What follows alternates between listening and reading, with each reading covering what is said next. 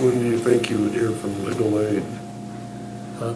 When do you think you would hear from legal aid? You can get them on the phone immediately. Sometimes, I mean, If Eric's wanting, maybe he's got somebody in mind.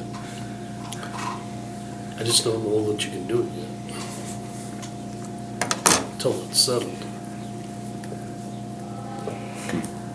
Is that costing quite a bit on overtime for other people? No, because he's the one covering it. He's salaried.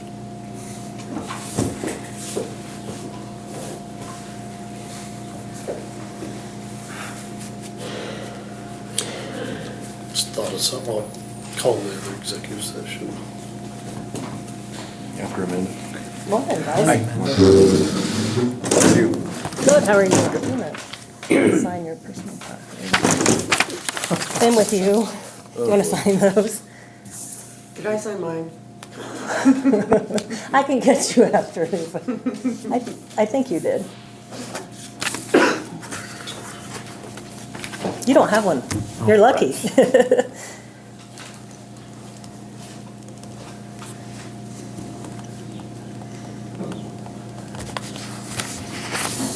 Oh, you're gonna date it too.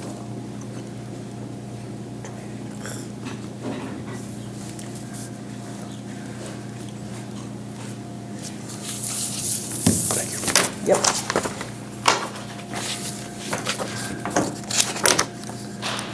So I just wanted to let you guys know about this Court of Appeals order that went through. So it was Dodge City Co-op versus Gray County. Went to Board of Tax Appeals. Board of Tax Appeals sided with the county.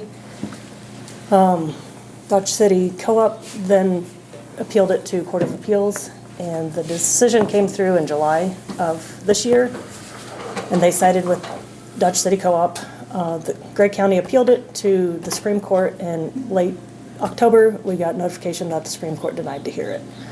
So that being said, Gray County, I guess Dodge City Co-op claims that on grain elevators, the augers, the conveyors, your aeration system, even though it's bolted to the grain elevator, it's easily movable and therefore it's personal property and should not be part of the real estate. Court of Appeals sided with that. When you have to get a crane to move something, to me that's not easily movable. To me it's real property, but Court of Appeals have determined that it's personal property. So, that being said, I kind of got a little...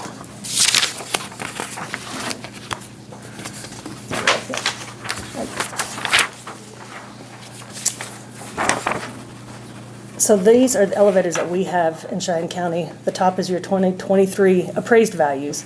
So that is the decrease in value that we are losing because of that equipment being deemed personal property. Now that being said, commercial and industrial machinery and equipment, which we call CIME, if it's purchased after June 30th of 2006, it's exempt. If it's purchased prior to that, it is not, and it's taxable. So some of that valuation may go back on the tax rolls on personal property like this, and we will pick up some of that valuation. It's just a matter of, they have until March 15th to file it, so I don't really know at this point what of that we will gain back. They're not. Are they saying the legs are removable?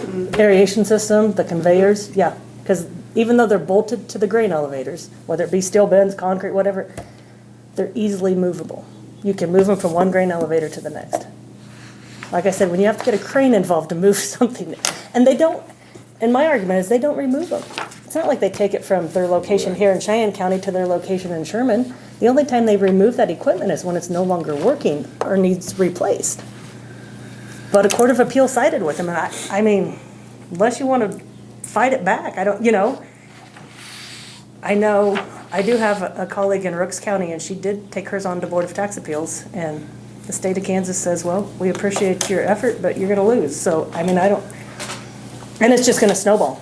I mean, you're going to have ethanol plants that are going to claim it, personal farmers that have, equipment like that. I mean, it's just, gonna snowball. I know legislators right now are talking about exempting the rest of the commercial machinery and equipment.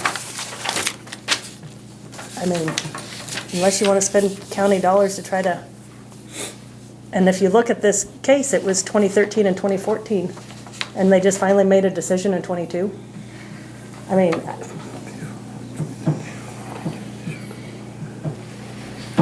So are they gonna wanna go back and reclaim? so the way the Court of Appeals and the way the state says that it is retroactive, so if you look that next one down, we had two grain elevators, Frontier and Schooler, pay their 2022 taxes under protest. So I figured what we would have to take off with that Court of Appeals order and what that tax figure roughly is. Frontier East is those grain bins on the east side of Bird City that they bought from McDougal Sager in 2010. So that's after the June 30th of 2006. So all of that commercial machinery and equipment would be exempt. Schooler obviously bought that down south just a few years ago, so that would be newer than 2006, so that would be exempt.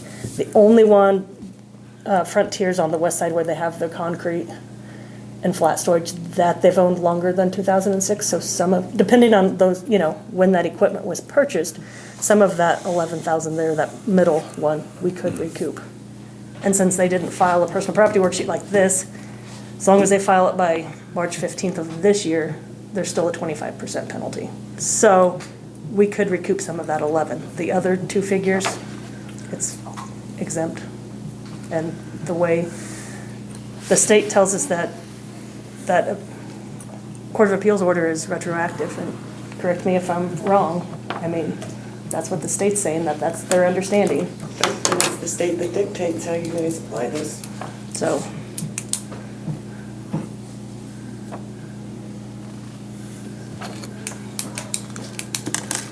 and I did put, just because I have some other figures here, the assessed values, obviously the appraised value is quite a large amount for '23, but the assessed value.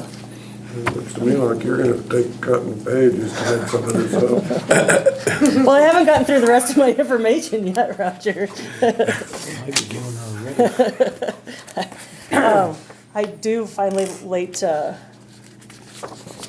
Friday afternoon, the state got the ag changes.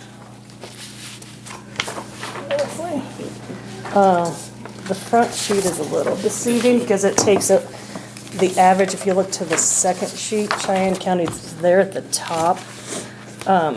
Your grass really hasn't changed. If you look from 22 to 23 on your weighted averages, dryland went down 10%, and irrigated's going down an average of 13%. So,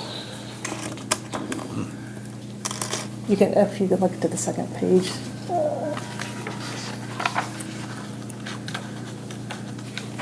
I got it flipped. Cheyenne County should be up here at the top.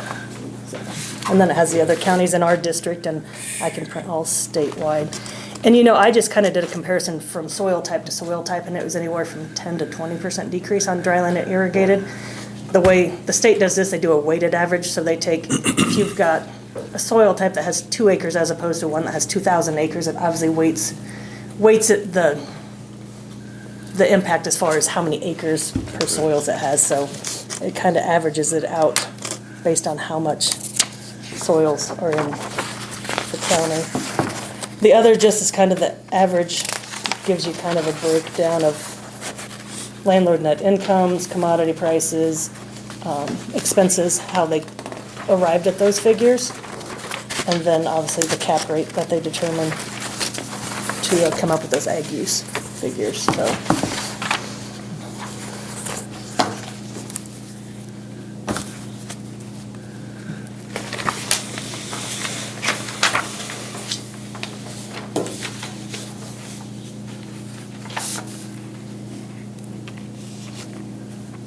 How do you think the court's gonna see that then?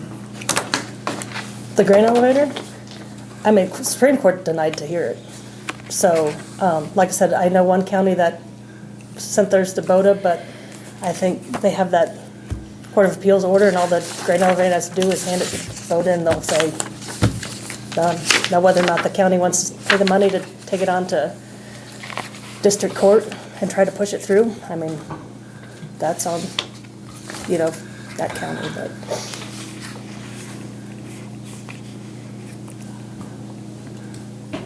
I'm noticing what would cause some of these counties to go down 41%.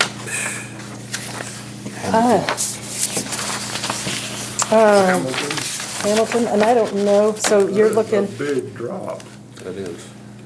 so you're looking in the That's your value southwest. in your county.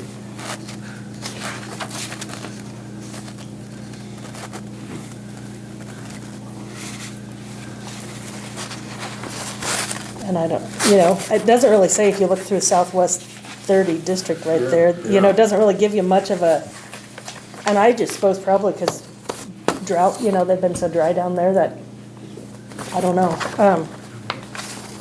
Does drought have anything to do with it? You'd almost think it'd have to. Yeah, I mean, they take landlord net incomes, they take commodity prices, they take expenses to figure, they figure a cap rate, yeah. So, and looking at, Makes you wonder if they shut down a lot of wells or something down in there. Seems like they're losing water faster than we are. up yeah, here. and Roger, I could actually, you know, I just printed this for our No, district. no, I mean, I can just- print it for the whole state if you want me to No, look. I just. One county goes down 41% and one county goes up 5%. Yeah. You hate to be that sole green Right. county, right? Yeah. All right, that being said, residential, well, this is kind of a breakdown of everything. Residential properties, well, let me back up. Our commercial goes off of cost. Cost values went up anywhere from 12 to 20% roughly. Residential, guys, between last year's increases and this year's increases, 40 to 50% is not unheard of. Residential is just, you know, the market, a couple years ago really got hot and heavy and prices were up there. And being a small county, we use 5 years of sales. You know, bigger counties can use 6 months of sales or 3 months, you know, per neighborhood and keep up with the market. Where we're smaller and don't have as many sales, we usually use 4 to 5 years. And so we're just now catching up to where things started COVID, you know. 2020 was really when prices just jumped, and we're just now finally catching it. So I don't really have a good, strong number for you on residential. It depends on, you know, if there's a significant increase last year, there wasn't as big a one this year, but if there's a smaller increase last year, they're really jumping this year. So that being said, I kind of real quick this morning went through my assessment numbers, which obviously these are not set in stone. Obviously, people have 30 days to appeal their values, but it kind of gives me a little bit better feeling that it's not quite so out of whack. You know, residential on average is only 20% increase. You know, with the ag land going down, buildings go off the same cost, the 12 to 20%. So I think that's helping alleviate some of that drop in decrease in value there. I was a little shocked with the commercial, still going up with that lack of grain elevator equipment. But I do know we've had some new builds or remodels, add-ons of commercial properties that probably helped some there. Plus, if costs are going up 12 to 20%. So that kind of gives you an idea of where we're at. I know. And But the residential is based on comparable sales, right? yeah, it goes off in market. So. And this is in effect this year, or? Yeah, so that's the difference between 22 and, like, you got 22 and then 23, and that's the percent change. So overall 20%, but like I said, some people are gonna see No, bigger, so, that don't sound good. no. It's not been a fun year being a county appraiser, let me tell you. This is just some stuff that's out there, kind of gives you an idea for your information. This is solely Cheyenne County information as far as where the valuations are and so what we have in value and where it's allotted to the different property types. So that's just kind of for your information on the back, kind of tells you where that percentage of taxes goes.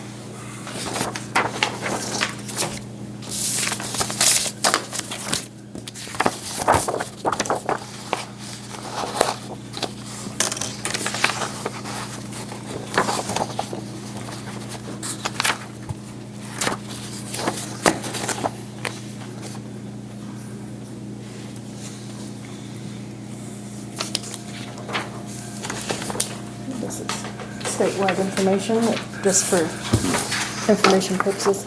Scott, I didn't print one for you because I gave it to you.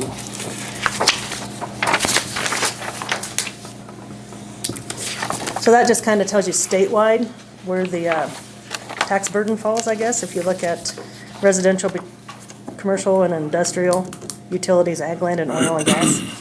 And it breaks it down by appraised value, assessed value, and tax dollars. And they're basically the same chart. You can tell who's.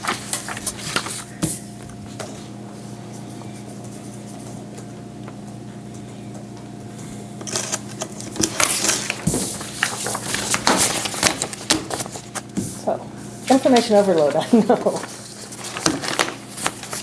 Residential pays the biggest part, Yep. by a long way. Yeah. You know, and I know legislators, Well, ag just flatlands, doesn't, but just flatlines. yeah. Yep. So, I don't have anything else you guys have. I guess I have one more thing on my way out the door. What is C and I? Commercial and industrial.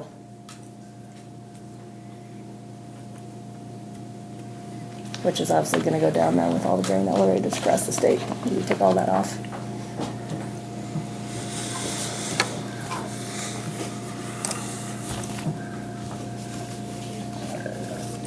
You got rid of 5 trees.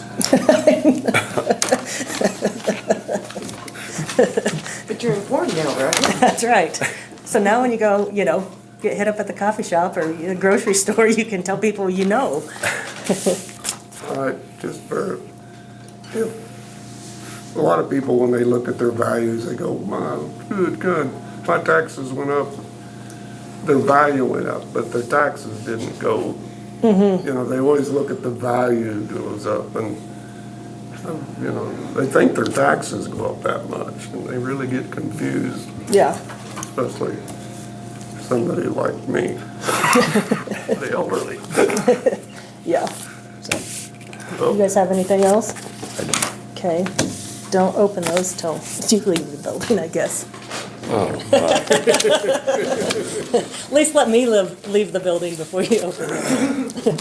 Alrighty. Thanks. Have any good news? I don't think so. Okay. Yeah, no. Just- I'm setting I thought maybe I this, missed it. setting the stage for you. Yeah. I guys on the bathroom break. Yeah. And I have the hands of you on that. Can we take a break? Okay. Okay. All right. Thank you. Thanks, guys. Is that something that the county commissioners can try to appeal? I mean, as a county, and not just as a county, but as a state.